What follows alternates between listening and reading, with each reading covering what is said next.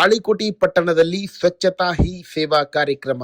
ವಿಜಯಪುರ ಜಿಲ್ಲೆಯ ತಾಳಿಕೋಟಿ ಪಟ್ಟಣದಲ್ಲಿ ಪುರಸಭೆ ಕಾರ್ಯಾಲಯ ಹಾಗೂ ಹಸಿರು ಸಂಪದ ಬಳಗದ ಸಹಯೋಗದಲ್ಲಿ ಪಟ್ಟಣದ ಸಜ್ಜನ್ ಲೇಔಟ್ನಲ್ಲಿರುವ ಉದ್ಯಾನವನದ ಸ್ವಚ್ಛತಾ ಕಾರ್ಯಕ್ರಮ ಜರುಗಿತು.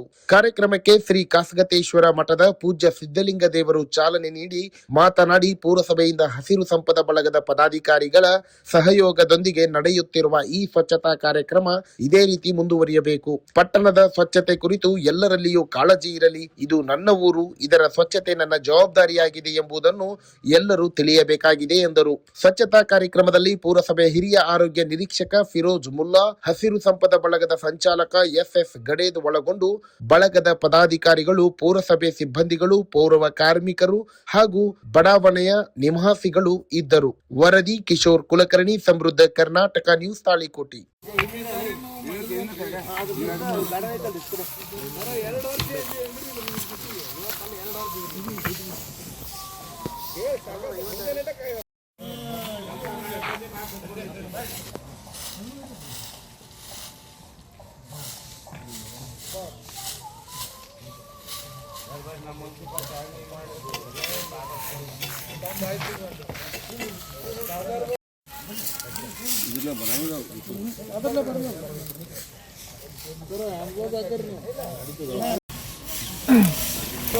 ಪುರಸಭೆ ಕಾರ್ಯಾಲಯ ತಾಳಿಕೋಟಿ ವತಿಯಿಂದ ಸ್ವಚ್ಛ ನಗರ ನಿರ್ಮಾಣಕ್ಕೆ ತಾವೆಲ್ಲ ಊರಿನ ಯುವಕರು ಮತ್ತು ಊರಿನ ನಾಗರಿಕರು ಎಲ್ಲರೂ ತಾಳಿಕೋಟೆಯವರು ನನ್ನೂರು ಸ್ವಚ್ಛ ಆಗಬೇಕು, ನನ್ನೂರು ಸ್ವಚ್ಛ ಇರಬೇಕು ಅನ್ನುವ ಸಂಕಲ್ಪದಿಂದ ಇದು ಪ್ರತಿ ತಿಂಗಳು ಒಂದು ಭಾನುವಾರ, ಮೊದಲನೇ ಭಾನುವಾರ ಅಥವಾ ಕೊನೆ ಭಾನುವಾರ, ಪ್ರತಿ ಭಾನುವಾರ ಮೊದಲನೇ ಭಾನುವಾರ ಈ ಸ್ವಚ್ಛತಾ ಕಾರ್ಯಕ್ರಮವನ್ನು ಎಲ್ಲೆಲ್ಲಿ ಕಸ ಕಡ್ಡಿಗಳು, ಯಾವ್ಯಾವ ಒಂದಿಷ್ಟು ಗಾರ್ಡನ್ ಆಗಲಿ, ರೋಡ್ ಆಗಲಿ, ತಿಪ್ಪಿ ಆಗಲಿ, ಇವನ್ನ ಸ್ವಚ್ಛ ಮಾಡುವ ಕೆಲಸ ಇದು ನಿರಂತರ 10-20 ವರ್ಷ ಸಾಗಲಿದೆ. ಇದಕ್ಕೆ ಊರಿನ ಎಲ್ಲ ಯುವಕರ ಹಿರಿಯರ ಸಾಥ್ ಬೇಕು. ಒಂದಿಷ್ಟು ಕಸವನ್ನು ಡಸ್ಟ್ಬಿನ್ ಒಳಗೆ ಹಾಕೋದಾಗಲಿ, ಹಸಿ ಕಸ ಒಣ ಕಸ ಬೇರ್ಪಡಿಸೋದಾಗಲಿ, ಇದಕ್ಕೆ ಮುಂದೆ ಮಾಡಿದ್ವಿ ಅಂದ್ರೆ ನಮ್ಮೂರು ಸ್ವಚ್ಛ ಇರ್ತೈತಿ. ಬೇರೆಯವ್ರಿಗೆ ಬಂದ್ರೆ ಈ ಊರು ಇನ್ನೊಬ್ಬರಿಗೆ ಮಾದರಿ ಆಗ್ತೈತಿ.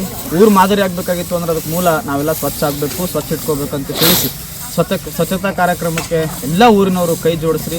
ತಾಳಿಕೋಟೆಯನ್ನು ಸ್ವಚ್ಛತೆ ಎಡೆಗೆ ಕರೆದುಕೊಂಡು ಹೋಗೋಣ. ಪ್ಲಾಸ್ಟಿಕ್ ಬಳಕೆ ನಿಷೇಧ ಆಗಬೇಕು ಅನ್ನೋದು ನಮ್ಮೆಲ್ಲರ ಕನಸು.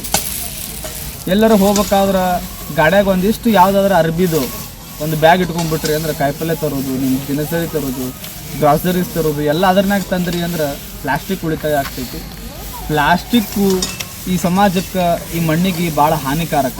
ಒಂದು ಸಲ ಅದು ಒಳಗೆ ಹೋಯ್ತು ಅಂದ್ರೆ ಅದು ನಾನ್ ಡಿಕೇಬಲ್ ಥಿಂಗ್, ಅದು ಯಾವತ್ತೂ ಡಿಕೆ ಆಗೋದಿಲ್ಲ, ಅದು ಮಣ್ಣಿನ ಜೊತೆ ಬೆರೆಯೋದಿಲ್ಲ. ಅದು ಒಮ್ಮೆ ಹೋಯ್ತು ಅಂತಂದ್ರೆ ಶಾಶ್ವತವಾಗಿ ಅಲ್ಲೇ ಉಳ್ಕೋತೈತಿ. ಒಂದಿಷ್ಟು ಮಣ್ಣು ಹಾಳಾಗುವ ಕೆಲಸ ಪ್ಲಾಸ್ಟಿಕ್ಕಿಂದ ಆಗ್ತೈತಿ. ಸಾಧ್ಯ ಆದಷ್ಟು ಪ್ಲಾಸ್ಟಿಕ್ಕನ್ನು ಬಳಸುವುದನ್ನು ನಾವು ಕಡಿಮೆ ಮಾಡಿ, ನಿಷೇಧ ಮಾಡಿ, ಒಂದಿಷ್ಟು ಸಾಧ್ಯ ಆದಷ್ಟು ಒಂದು ಬಟ್ಟೆಯ ಭಾಗಗಳನ್ನು ತೊಗೊಂಡು ಹೋಗೋ ವ್ಯವಸ್ಥೆ ಮಾಡೋಣ ಅಂತ ತಿಳಿಸಿ, ಈಗ ಕಸದ ಗಾಡಿ ನಿಮ್ಮ ಹತ್ರ ಬಂದಾಗ ಸಪ್ರೇಟ್ ಮಾಡಿ ಕಸದ ಗಾಡಿ ಒಳಗೆ ಕಸ ಹಾಕುವ ವ್ಯವಸ್ಥೆ ನಮ್ಮ 3 ಜನಕ್ಕೆ ಬರಬೇಕು. ಎಕಡೆ ಬೇಕು ಕಡೆ ಕಸ ಹೋಗಿದ್ದು, ಕಸದ ಗಾಡಿ ಬರದೇ ಇದ್ರೂ ಸಹಿತ ಮುಂಚೆನೇ ಹೋಗಿ ಮನೆ ಮಗ್ಲ ಅಲ್ಲಿ ಇಲ್ಲಿ ಒಂದು ಕಡೆ ಗುಂಪೆ ಕಸ ಹೋಗೋದ್ರಿಂದ ಅನಾರೋಗ್ಯಕ್ಕೆ ನಾವು ಈಡಾಗ್ತೀವಿ, ಪರಿಸರ ಮಾಲಿನ್ಯಕ್ಕೆ ಈಡಾಗ್ತೀವಿ. ಒಂದಿಷ್ಟು ಜಾಗೃತರಾಗಿ, ಒಂದಿಷ್ಟು ಸಮಾಜದ ಒಳಿತಿಗಾಗಿ, ಏನು ಸಮಾಜ ಒಳಿತು ಮಾಡಬೇಕಾದ್ರೆ ಏನು ದೊಡ್ಡ ಕೆಲಸ ಏನು ಮಾಡಬೇಕಿಲ್ಲ, ನಮ್ಮ ಮನೆಗಳ ಸ್ವಚ್ಛ ಇಟ್ಕೊಂಡ್ಬಿಟ್ರೆ ಸಾಕು, ಸಮಾಜ ಒಳಿತಾದಂಗೆ. ಒಂದಿಷ್ಟು ಕಸದ ಗಾಡಿಯ ಏನು ಬರ್ತೈತೆ ಅದ್ರ ಉಪಯೋಗ ತಗೊಂಡು ಕಸವನ್ನು ಕಸದ ಗಾಡಿಗೆ ಚೆಲ್ಲುವ ಮನೋವೃತ್ತಿಯನ್ನು ಎಲ್ಲರೂ ಬೆಳೆಸೋದು. ಈಗ ಈ ಬೇರೆ ಸ್ವಚ್ಛವಾದ ಪರಿಸರ ಎಲ್ಲ ಜೀವರಾಶಿಗಳಿಗೆ ಪೂರಕವಾದದ್ದು.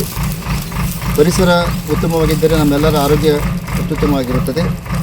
ಅದಕ್ಕಾಗಿ ನಾವೆಲ್ಲರೂ ಯಾವಾಗಲೂ ಪರಿಸರವನ್ನು ಸ್ವಚ್ಛವಾಗಿಡುವಂಥ ಇವತ್ತು ಹೆಚ್ಚಿನ ಪ್ರಯತ್ನಗಳನ್ನು ಮಾಡಬೇಕಾದದ್ದು ಇವತ್ತು ಅನಿವಾರ್ಯವಾಗಿದೆ. ಮಾನವನ ವಿಲಾಸಿ ಜೀವನದಿಂದ, ವಿಕೃತ ಮನಸ್ಸಿನಿಂದ ಇವತ್ತು ನಮ್ಮ ಪರಿಸರ ಹಾಳಾಗ್ತಾ ಇದೆ. ಗಿಡ ಮರಗಳು, ನದಿ ಕೊಳ್ಳಗಳು ಎಲ್ಲವುಗಳು ಹಾಳಾಗ್ತಾ ಇದ್ದಾವೆ. ಅದರಿಂದ ನಮ್ಮ ಮೇಲೆ ಗಂಭೀರ ಪರಿಣಾಮ, ನಮ್ಮ ಆರೋಗ್ಯದ ಮೇಲೆ ಗಂಭೀರ ಪರಿಣಾಮ ಉಂಟಾಗಿ ನಾವೆಲ್ಲರೂ ಅನಾರೋಗ್ಯಕ್ಕೆ ಒಳಗಾಗುತ್ತಿದ್ದೇವೆ. ಅದಕ್ಕಾಗಿ ನಾವು ನಮ್ಮ ಸುತ್ತಲಿನ ಪರಿಸರವನ್ನು ಸ್ವಚ್ಛಗೊಳಿಸಬೇಕು. ಸರ್ಕಾರ ಸ್ವಚ್ಛ ಪರಿಸರವನ್ನು ಕಾಪಾಡುವುದಕ್ಕಾಗಿ ಕೋಟ್ಯಾನುಗಟ್ಟಲೆ ಹಣ ಖರ್ಚು ಮಾಡ್ತಾ ಇದೆ. ಅದರ ಸದುಪಯೋಗವನ್ನು ನಾವೆಲ್ಲ ನಾಗರಿಕರು ಬಳಕೆ ಮಾಡಿಕೊಳ್ಳಬೇಕು. ಪುರಸಭೆಯ ವಾಹನದಲ್ಲಿ ಕಸವನ್ನು ಹಾಕಬೇಕು. ಅದಾದ ಬಿಟ್ಟು ನಮ್ಮ ಎದುರಿನ ಮನೆ ಮುಂದುಗಡೆ ಆಗಲಿ ಅಥವಾ ಮತ್ತು ಯಾರೂ ಕೇಳೋದಿಲ್ಲ ಅಂತಕೊಂಡು ಕಸ ಎಲ್ಲಿ ಬೇಕಲ್ಲಿ ಚೆಲ್ಲಿದೆವು ಅಂತಂದರೆ ಅದರಿಂದ ರೋಗಾಣುಗಳು ಹುಟ್ಟಿಕೊಂಡು ಅವು ನಮ್ಮ ಮೇಲೆ ಗಂಭೀರವಾದಂಥ ಪರಿಣಾಮ ಉಂಟು ಮಾಡುತ್ತವೆ. ಅದಕ್ಕಾಗಿ ಸರ್ಕಾರದ ಈ ಯೋಜನೆಯ ಪ್ರಯೋಜನ ಪಡೆದುಕೊಳ್ಳೋಣ. ಜೊತೆಗೆ ನಮ್ಮೆಲ್ಲರಲ್ಲಿ ಒಂದು ಜಾಗೃತಿ ಇರಬೇಕೇನೆಂದರೆ ನಾನು ಸ್ವಚ್ಛ ಪರಿಸರವನ್ನು ಯಾವಾಗಲೂ ಕಾಪಾಡಬೇಕೆನ್ನುವಂಥ ಒಂದು ದೃಢ ಸಂಕಲ್ಪ ಮಾಡಿದ್ದೇ ಆದರೆ ಸರ್ಕಾರದ ಯೋಜನೆಗಳು ಯಶಸ್ವಿಯಾಗುತ್ತವೆ. ಜೊತೆಗೆ ಸಮಾಜವು ಸೌಖ್ಯವಾಗಿರುತ್ತದೆ. ನಾವೆಲ್ಲರೂ ಆರೋಗ್ಯದಿಂದಿರುತ್ತೇವೆ. ಒಳ್ಳೆಯ ಆಹಾರ, ಒಳ್ಳೆಯ ಪರಿಸರ ನಮ್ಮ ಉತ್ತಮ ಜೀವನಕ್ಕೆ ಪೂರಕವಾದದ್ದು. ಅದನ್ನು ಕಾಪಾಡಬೇಕಂತ ನಾನು ಎಲ್ಲರಲ್ಲಿ ನಾನು ಪುರಸಭೆಯ ಪರವಾಗಿ ಮತ್ತು ಪೂಜ್ಯ ಅಜ್ಜರ ಒಂದು ಆಶೀರ್ವಾದ ಪರವಾಗಿ ತಮ್ಮೆಲ್ಲರಿಗೂ ಹೇಳಲಿಕ್ಕೆ ಈ ಸಂದರ್ಭದಲ್ಲಿ ಬಯಸ್ತಾ ಇದ್ದೀನಿ.